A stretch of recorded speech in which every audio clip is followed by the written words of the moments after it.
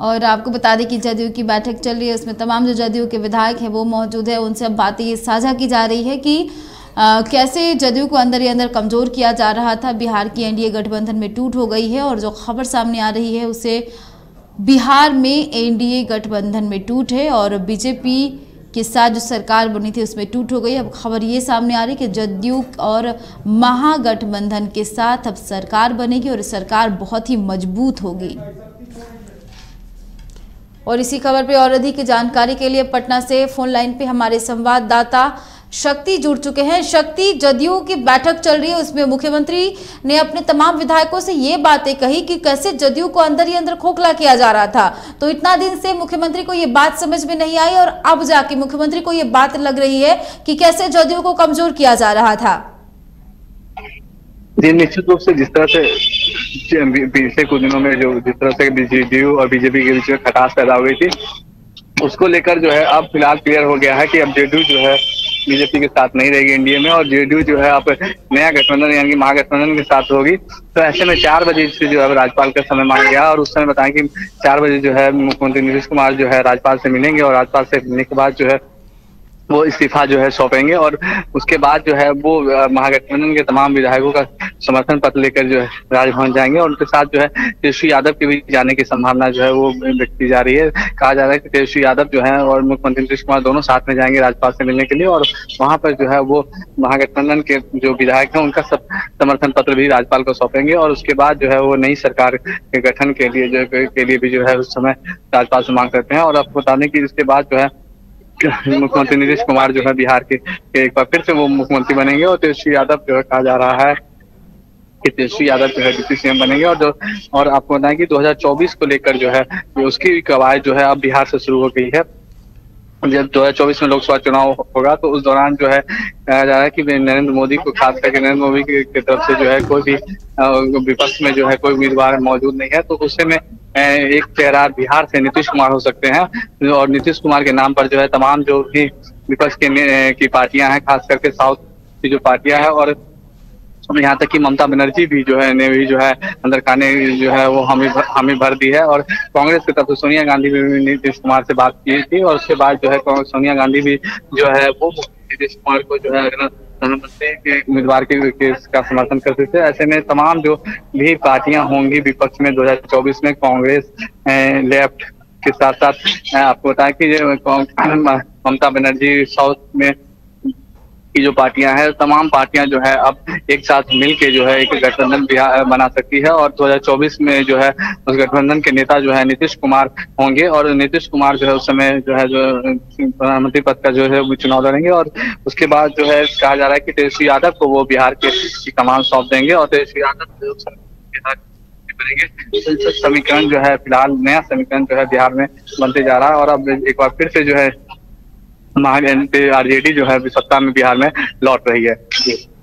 बहुत बहुत शुक्रिया तमाम जानकारियों के लिए शक्ति। तो आपको बता दें कि जदयू की बैठक चल रही है और बैठक में ये बातें सामने आई है कि अब जो एनडीए गठबंधन है उसमें टूट हो गया है और मुख्यमंत्री नीतीश कुमार ने अपने विधायकों से ये बात साझा की है कि कैसे अंदर ही अंदर जदयू को खोखला किया जा रहा था।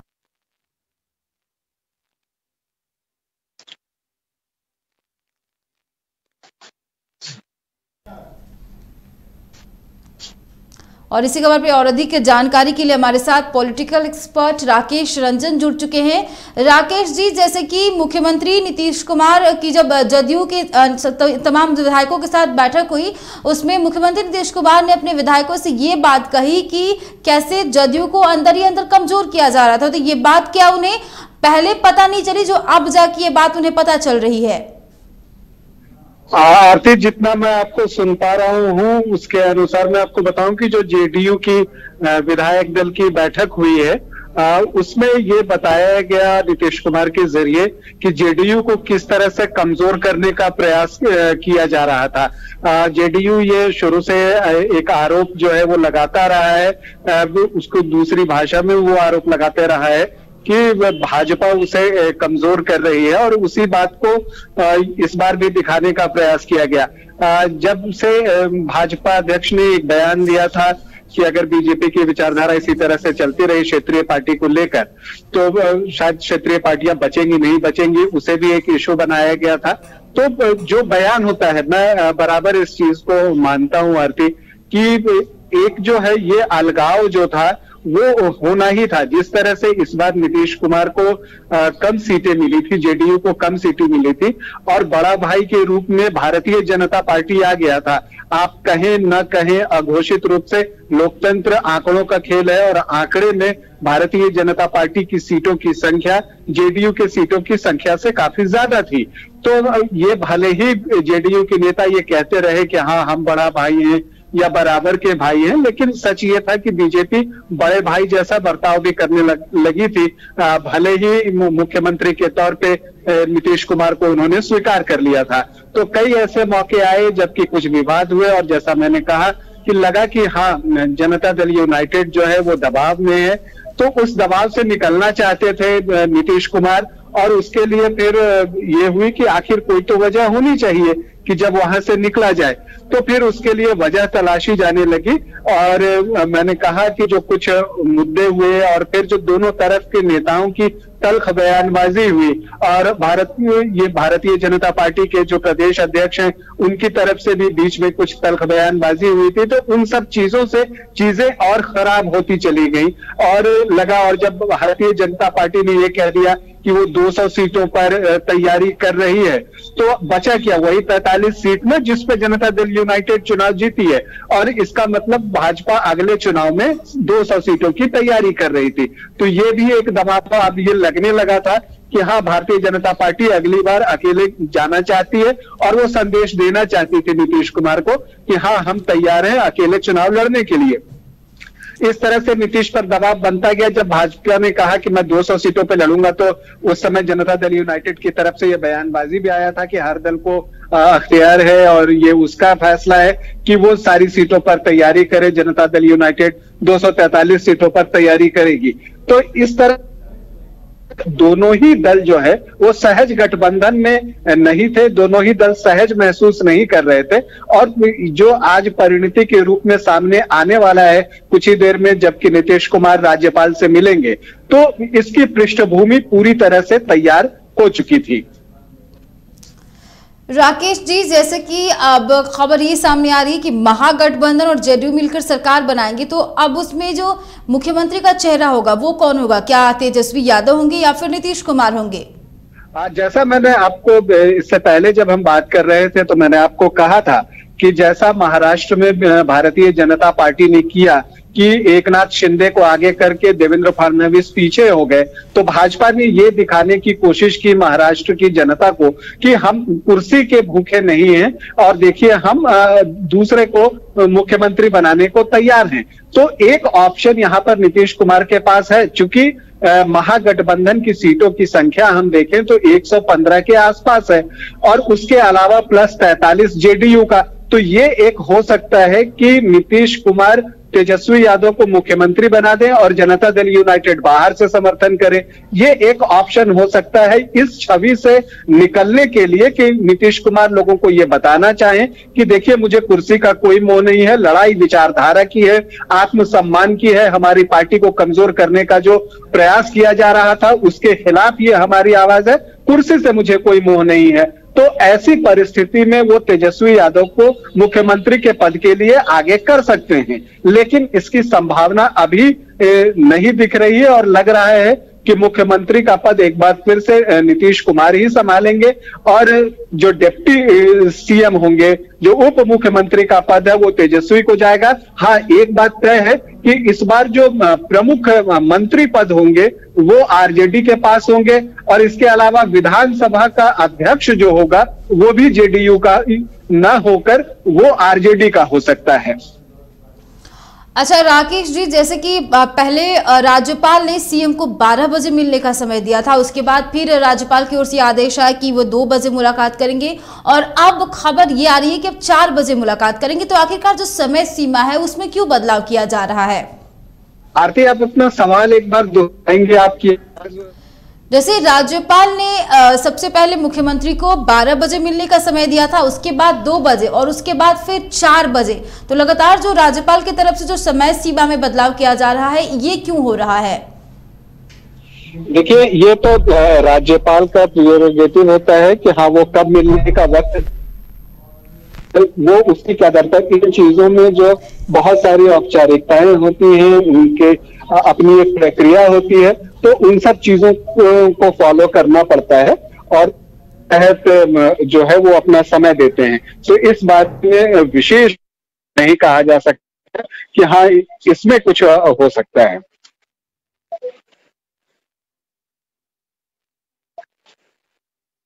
राकेश जी, खबर ये भी सामने आ रही है कि जब मुख्यमंत्री नीतीश कुमार राज्यपाल से मुलाकात करने जाएंगे तो उनके साथ अब तेजस्वी यादव भी राज्यपाल से मुलाकात करने जाएंगे।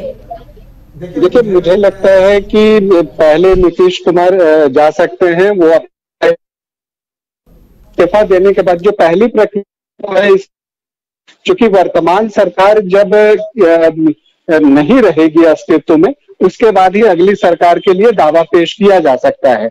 और जब अगली सरकार के लिए दावा पेश किया जाए तो जो है वो नीतीश के साथ होंगे और वो जो महागठबंधन का समय कि राष्ट्रीय जनता दल, कांग्रेस पार्टी और लेफ्ट की जो पार्टीज हैं, उन सारे विधायकों का जो समर्थन का पत्र होगा और उनके पार्टियों की तरफ से जो समर्थन का पत्र होगा, वो लेकर फिर नीतीश कुमार तेजस्वी के साथ जाके ये दावा पेश करेंगे राज्यपाल के सामने कि हमारे पास पर्याप्त बहुमत है और इसलिए हमें सरकार बनाने को तैयार थी। तो यही प्रक्रिया होती है। राकेश जी, जैसे बिहार में जो सियासी उलटफेर चल रहा है, सियासी भूचाल है, उसके लिए आखिरकार किसको हम जिम्मेदार मानेंगे? एक बार फिर से पूछिएगा। अब बिहार में जैसे सियासी उलटफेर चल रहा है, बिहार के एनडीए में सरकार ठीक ठाक चल, लेकिन जिस तरीके सियासी भूचाल आया है, उसके लिए आखिरकार जिम्मेदार कौन होगा? कभी भी जब कोई भूचाल आता है या आप कह सकते हैं कि राजनीतिक परिवर्तन होता है, तो उसके लिए जिम्मेदार एक पक्ष नहीं होता है, दोनों ही पक्ष जिम्मेदार होता है। और आप कह सकते हैं कि इसकी शुरुआत, चूंकि जनता दल यूनाइटेड सीटों की संख्या भाजपा से कम है, वो आसान नहीं था। और जब उनके सीटों की जनता पार्टी से कम आई, उसी वक्त से की तलखी की जो है वो शुरुआत हो चुकी थी। और उस वक्त जनता यूनाइटेड ने ये संदेश देने में कोई कोताही नहीं बरती, बहुत सावधानी से कहा जो है वो खेल हो गया है। और चिराग पासवान को कहीं ना कहीं भाजपा का समर्थन था, उन्होंने नाम भले न लिया हो, लेकिन ये कहते रहे। और चिराग ने जनता दल यूनाइटेड के कैंडिडेट्स के सामने अपने कैंडिडेट दिए, जो एनडीए का वोट है वो बटा और वोट बटने नुकसान हुआ, ऐसा जेडीयू का मानना है। हालांकि भाजपा ने कभी नहीं कहा कि उनका सहयोग जो है वो चिराग पासवान के साथ था। और आप जानते हैं कि उस वक्त जो है प्रधानमंत्री हो या जितने भी उच्च नेता हैं भाजपा के, उन्होंने साफ कहा था कि चिराग पासवान के साथ हमारा कोई गठबंधन नहीं है, भाजपा जेडीयू के साथ लड़ रही है। लेकिन जेडीयू रिजल्ट आने के बाद बात को स्वीकार करना, क्योंकि जैसा मैंने कहा उनके लिए मुश्किल था कि हाँ मैं बीजेपी के बाद जो है वो पिछड़ गया हूं और राज्य में सडनली मैं तीसरे नंबर की पार्टी हो गया हूं, ये स्वीकार करना जनता दल यूनाइटेड के लिए मुश्किल था। तो तलखी का ये वहीं से शुरू हो गया। उसके बाद फिर मंत्री पद को लेकर इन समय भी भाजपा का था और मैंने कहा कि लगा कि हाँ भाजपा कहीं ना कहीं दबाव बनाने में सफल रही है। नीतीश कुमार जिस तरह से जाने जाते हैं काम करने के लिए, शायद वो इस तरह से नहीं कर पा रहे, ऐसा उन्हें लग रहा होगा। इसके बाद बीच में वाला विवाद आ गया जो विधानसभा के अंदर हुआ था कि मुख्यमंत्री और विधानसभा अध्यक्ष के बीच जो बातचीत हुई, विधानसभा अध्यक्ष कुछ एक दिनों के लिए विधानसभा सत्र के संचालन के लिए आए भी नहीं। और फिर वो जब आए तो उस वक्त नेचुरली नीतीश कुमार की ये इच्छा रही होगी, जेडीयू ये चाहती होगी कि लोग विधानसभा अध्यक्ष को बदल दिया जाए। लेकिन ऐसा तो कुछ हुआ नहीं का दौर जो है वो बढ़ गया। इसी बीच अब ये मौके की तलाश थी और वो मौका मिल नजदीक आने का और जातीय जनगणना के नाम पे आरजेडी से नजदीक आने का ये दिखा और नजदीकियां बढ़ी। और जब भी आप किसी गठबंधन में होते हैं और तीसरे के साथ आप नजदीकियां बढ़ने लगती हैं तो ये बहुत ही स्वाभाविक है कि जो आपका पिछला पार्टनर होता है उसके साथ आप जाते हैं। और यही हुआ भी। हालांकि भारतीय जनता पार्टी की पूरी कोशिश थी कि वो मौका न दे और इसलिए जब जातीय जनगणना पर जेडीयू और आरजेडी एक मंच पर आए तो भारतीय जनता पार्टी ने भी कहा कि हाँ हम भी इसके समर्थन में हैं। तो बहाना वहां पर भी नहीं मिला, तो बहानों की तलाश की जा रही थी कि हाँ जब अवसर मिले तो हम अलग हो जाएं। तो ये बहुत ही मतलब कह सकते हैं कि इस बार जो ये विधानसभा चुनाव गठबंधन चल रहा था इसमें दोनों ही दल एक दूसरे के साथ बहुत सहज नहीं थे और इस वजह से जो है ये बार बार विवादास्पद बयान कई बड़े नेताओं के आने लगे दोनों ही तरफ से। तो आप कह सकते हैं कि आज जो स्थिति है इसके लिए दोनों ही दल जिम्मेदार है। बहुत बहुत शुक्रिया तमाम जानकारियों के लिए राकेश। तो आपको बता दें कि अब बिहार में सियासी भूचाल है और 4 बजे मुख्यमंत्री राज्यपाल से मुलाकात करेंगे। मुख्यमंत्री के साथ नेता प्रतिपक्ष तेजस्वी यादव भी राज्यपाल से मुलाकात करने पहुंचेंगे। ने मुख्यमंत्री नीतीश कुमार को 4 बजे मिलने का समय दिया है और 4 बजे मुख्यमंत्री नीतीश कुमार राज्यपाल से मिलेंगे, उसके बाद अपना इस्तीफा सौंपेंगे। उसके बाद भी जो तमाम अटकलें लगाई जा रही हैं उस पे से पर्दा उठ पाएगा।